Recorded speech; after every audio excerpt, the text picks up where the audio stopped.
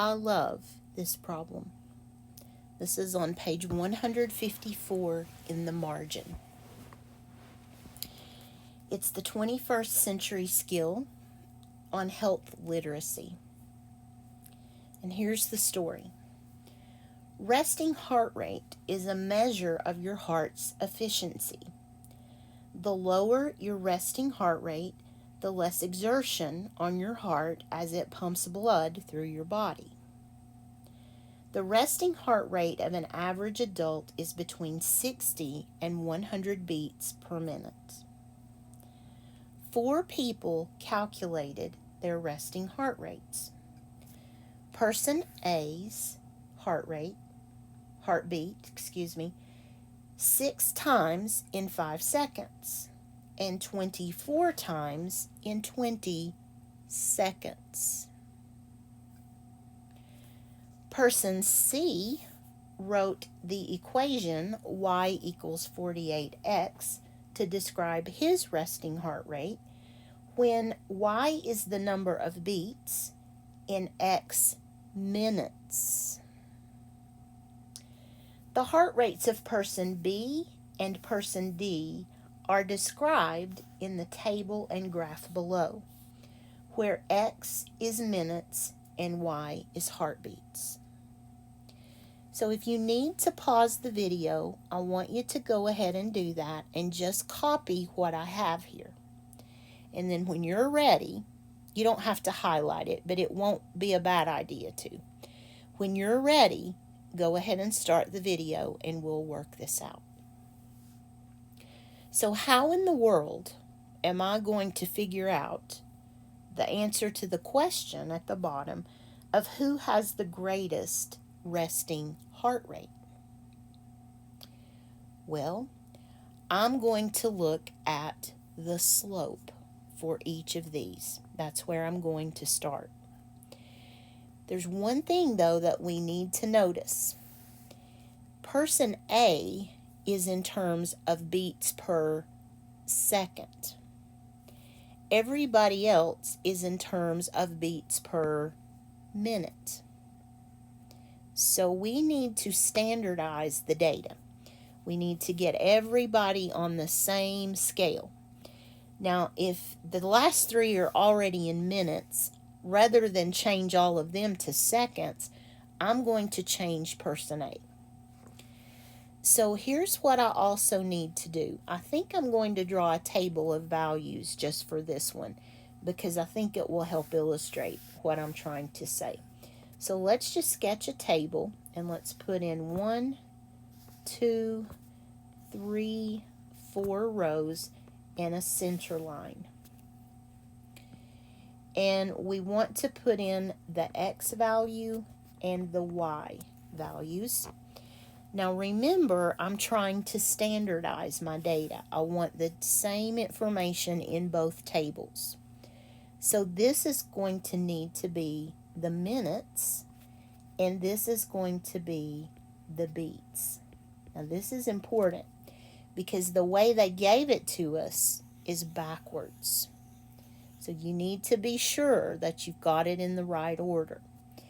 In the first scenario, 6 times means 6 beats. 5 seconds, I need to convert to minutes, so I'll put a 60 under there because there are 60 seconds in 1 minute. You could simplify 5/60 down to 1/12, but it isn't necessary. Then 24 beats in 20 seconds, that's 20 over 60.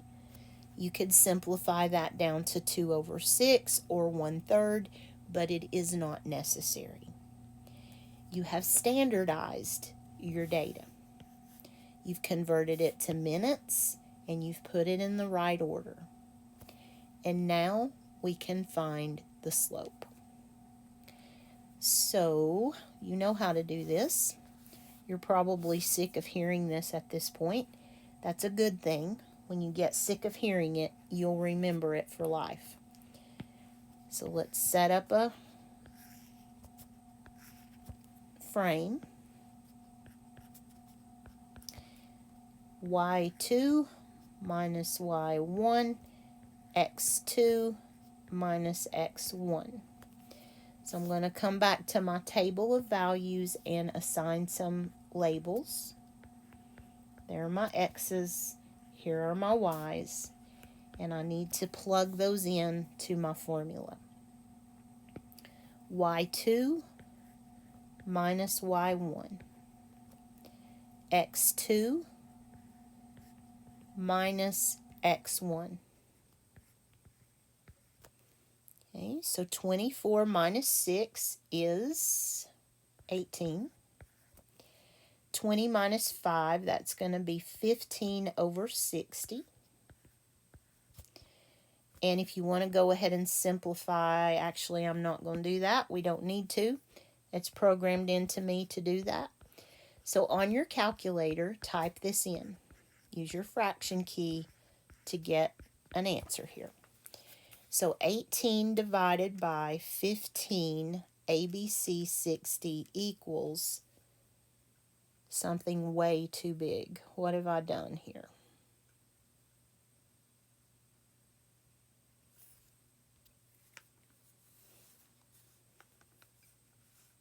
Oh no, we're fine. Excuse me. I just had a brain lapse there.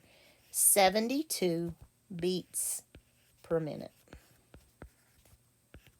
I'm sorry, guys. I am so tired and I just am not thinking clearly. If you need to pause the video, go ahead and do that and just take a look at that. And I think while I just don't trust myself, so let me turn to the answer key and be sure I've got that right. Well, it doesn't say, so we'll keep going here. All right, person B is going to have the same scenario. We have x1, x2, y1, y2. And let's do the slope formula. I won't say it out loud, but I do ask you to write it because that is going to help you remember it. Say it in your head or say it out loud as you're writing it every single time. It also helps you write it correctly. So 48 minus 16 over 1/2 minus 1/6. So 48 over 16 or minus would be 32. And then do this on the calculator. 1/2 minus 1/6 equals 1/3. And then do 32 divided by 1/3 on the calculator. And you get 96 beats per minute. Now, I do want to point out to you, you're used to seeing slope as rise over run. It is rise over run. This is 72 over 1. So you have 72 beats per minute. If you prefer to see it that way, that's fine. 96 beats in 1 minute. Either way is fine. Sometimes I prefer to see it as a fraction and sometimes not. It just depends on what I'm doing. So just be aware that it means the same thing. All right. This one, we don't even have to do anything because we know the slope. If you know slope-intercept form, it's y equals mx plus b. So this is 48 beats. This is low if it's an adult per 1 minute. Okay, or just 48. And then in the graph, if you're looking at the textbook, you're going to notice that I did not write all of that out. I just wrote the points so I can do this formula, but you could copy the graph if you wanted to. It's good practice. I just didn't want to take the time to do that. So here's the formula. Sorry. I'll try that in a minute. There we go. So the pattern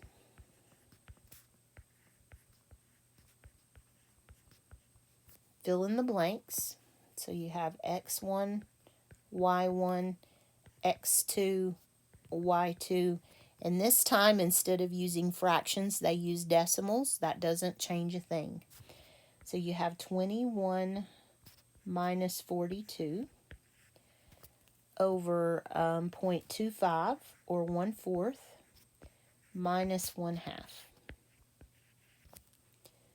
So you have 21 minus 42. Do that on your calculator and you'll see that you get a negative 21. And then 0.25 minus 0.5, you will get a negative 1/4, or 0.25.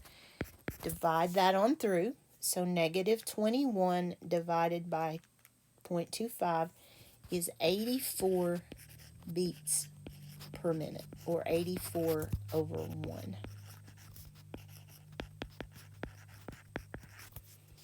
84 beats in 1 minute.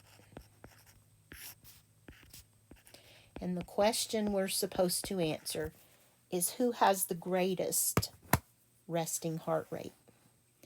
So of 72, 96, 48, and 84, the greatest is person B.